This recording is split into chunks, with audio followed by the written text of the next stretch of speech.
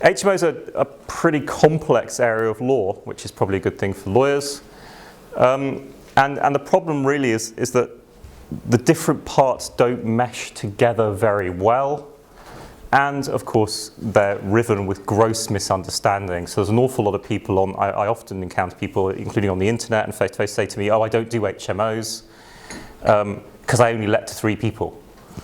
It's like, but that's an HMO. It's like, no. It's not licensable. It's like, well, it might be depending on where you are and in which part of the country you are. I had a meeting yesterday with a client who's doing build to rent and hasn't realised that they're about to build an entire block in a London borough that has complete selective licensing and charges £700 per unit for a licence. So their block of 200 units is potentially financially less valuable than they thought. So the difficulty always is that people are still quite blind to this area, and you get a lot of people who tend towards the view, not completely without justification, that it's their property and they can do what the hell they like with it. The simple reality is that is not true.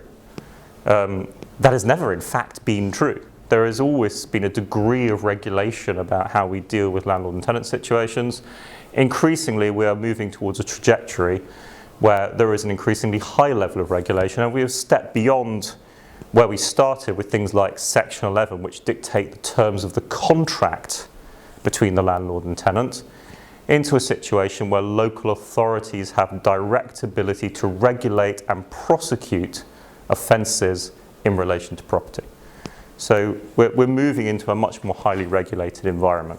And that's both positive and negative. The reality is you can make quite a lot of money off HMOs, but there are risks commensurate with that.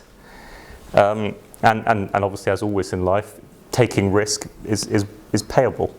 So you can make money, but you must balance your business and run your business properly.